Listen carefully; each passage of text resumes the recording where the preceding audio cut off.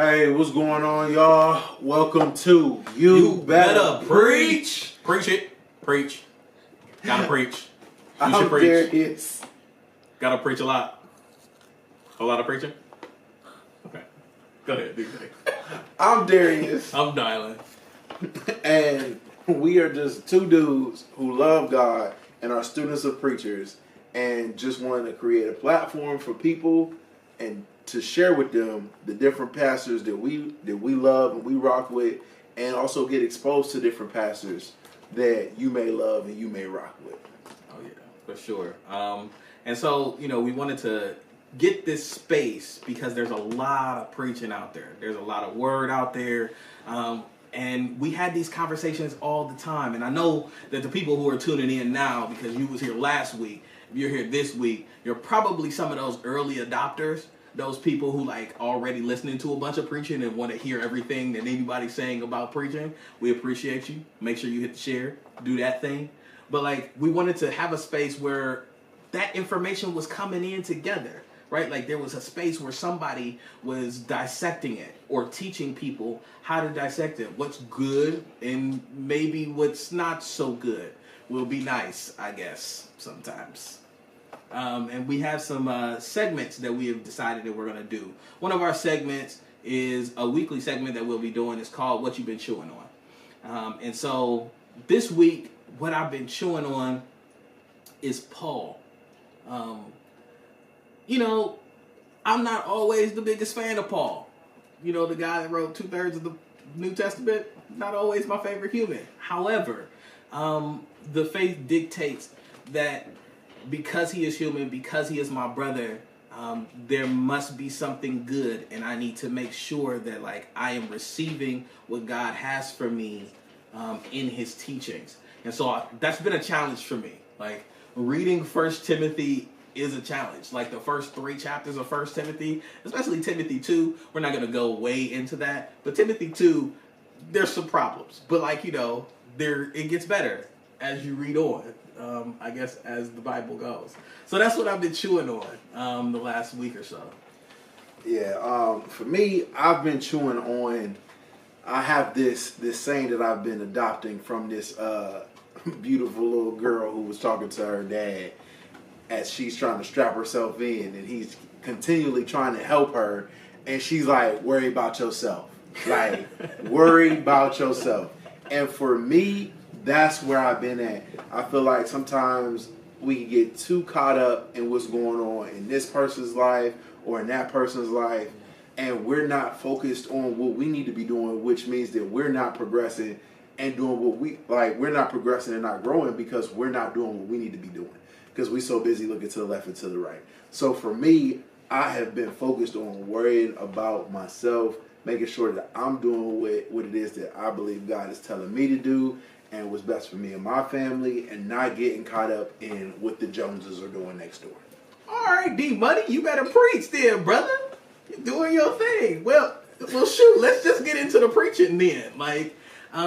This week we told y'all will be the Kingdom of Justice. Is what this will be the first installment of that. I feel like Myles Munroe and Rev Barber will probably pop up in our segments quite a bit, not too much, but we'll have a different segment of Kingdom of Justice. And last week you went first, so this week I'm taking that one. That heat that I'm bringing is from none other than Dr. William Barber, Reverend Dr. William Barber from Charlotte. He's actually from Charlotte. In North Carolina. He has an organization called Repairs of the Breach, and like I said, he is, in my opinion, this generation's Martin Luther King.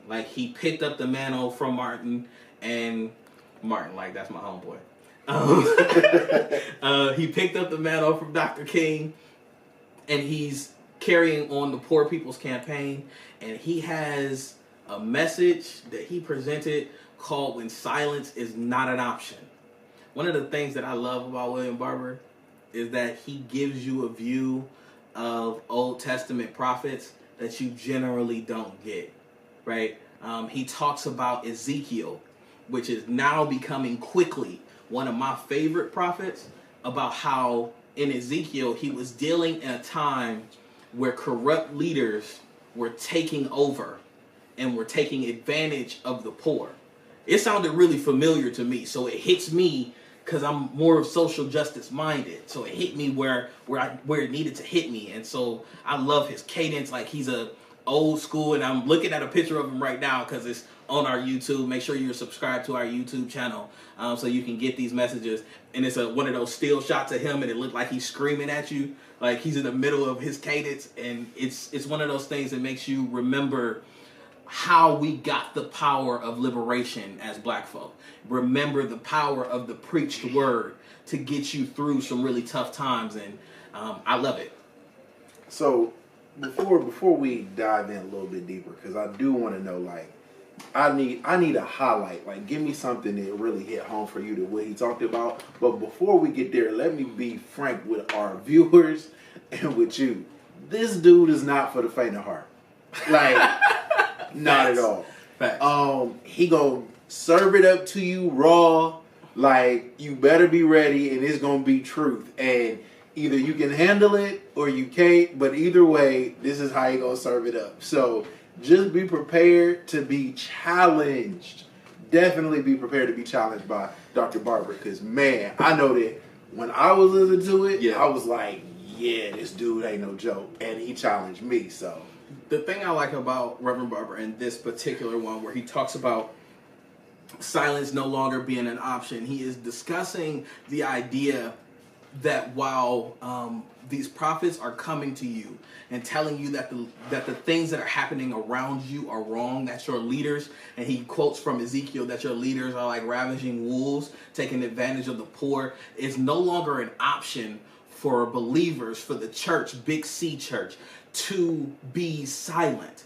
Silence is complicity, right? Like, silence is allowing the forces to take over and destroy the people that Jesus himself cares so much about, right? And that's why it's so challenging, because we live in an era, and we'll talk a lot about this, and I'm one of those critiquers of the Big C church. We live in an era where comfort is more important than purpose. Where your comfort level and you sitting in church on Sunday and making sure that, like, oh my God, like, my whole faith is just about me, and like, I'm having a hard time in my life, and you know, God needs to take care of me, when that's not the point. Like, when you signed up for this work, it was signing up for God's glory. And God's glory, while it is important for you to be okay, it's more important for you to make sure that the people around you in your godly community is okay. And Dr. Barber brings us back to that understanding. And honestly, I believe that your next pick would agree a lot with Dr. Barber. Yeah, I agree. The late, great, Bahamian Dr. Myles Munroe. Come on. Listen, there is not a lot of people to me that have touched on what it means to be kingdom and what Jesus really came here for. He challenges leaders, especially the leaders of the church, leaders of countries. He challenges them in such a way where it's a call to action. Yeah. Similar to Dr. Barber, it's a call to action, and he kind of preaches a gospel of responsibility. Yeah. Like, put this here for you, and what you get out, like, you could take it or you could leave it, but you can't say that I didn't hold you accountable for it. You can't say that you were ignorant to this. So the message that I chose for this week from Dr. Myles Munroe was understanding the meaning for your existence. Come on. Man, it was so powerful. So powerful to me. I think one of the biggest takeaways from this message is when he talks about how a lot of times we don't respect laws and we question laws, but the reality is the laws are there to better you. And he uses the example of when you get an iPad and how the instructions are on top of the iPad when you get the iPad. Man, this message was so cold. What? Like, and they're there, but it's just like, and they're trying to tell you what to do in order for the iPad to work properly. Yeah. But sometimes we negate the instructions Mm-hmm. in order to just do what we want to do, and then feel some type of way when it doesn't work the way we want it to work. Man, he said that like that manual is a book of promises and laws, right? Like, I promise that it will work this way as long as you follow these things.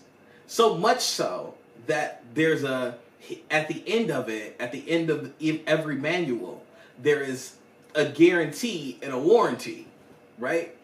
And how he tied it together, like, and we're not gonna go too deep because, like, but how he tied it together, he said that God needs you to succeed for his name's sake, just like Apple needs that product to perform for their name's sake, right? Which gives you a whole different perspective, gives you a boldness that's crazy, because if you understand that God needs you to succeed, right? Like, how do you think you fail then? Right? Like, if I'm in God's, like, I have his image, his stamp is on me, then he needs me to operate in the way that he has asked me to operate for his name's sake. And it's like the way that he wraps that thing together, bro. Like, he cold, bro, cold. It's Dr. William Barber and Dr. Myles Munroe. The reason that we decided, like, this week we needed to give you those, because those are the foundations for how we look at the faith individually, right? And that's a big deal. Last week we talked about where we are, where we get fed on a regular basis. This week, these are foundations of, like, how we view the faith. Like, I view the faith through a social justice lens. I don't understand how you can look at the Bible, look at Jesus' life, and not see social justice. So it's important for me to show you William Barber, because that was my foundation. Yeah, and for me, Dr. Myles Munroe talks about kingdom. And to me, there's nothing more important than what Jesus really came here to do, and that was to bring the kingdom of God back to his people. And not enough pastors and leaders, in my opinion, are really digging deep into that. Yeah. And really talking about what Jesus really did. I feel like we spend a lot of time, even in our research, I see people will spend more time on other stuff but what Jesus came to do. Yeah. And for me, it's like, this is the foundation, this is the kingdom, and there's nobody, in my opinion, who did it like Dr. Myles Munroe. Come in, tune in next week. Come see us. Come talk with us as we debate. Not really debate. We kind of present some things to you. Make sure you subscribe to our YouTube channel. It'll be You Better Preach YouTube channel. And also next week we'll be doing, who you got next week? I think next week I'm gonna go with Sarah Jakes Roberts. Really? You gonna go with Sarah? I thought you would go. I'm gonna go with Sarah Jakes Roberts. Come on, man. From the Potter's House, Denver, and Potter's House at One Church, LA. Well, I mean, if you go in there, then I gotta go to Oklahoma. I gotta bring my boy Mike Todd, because otherwise we ain't gonna have nothing else to talk about. Once you bring Sarah, there ain't gonna be nothing else to talk about. Gotta give you Mike Todd. Tune in next week, man. Follow us on Facebook. We'll have that YouTube thing jumping off. I appreciate y'all. And remember, you know what I'm saying? You better preach.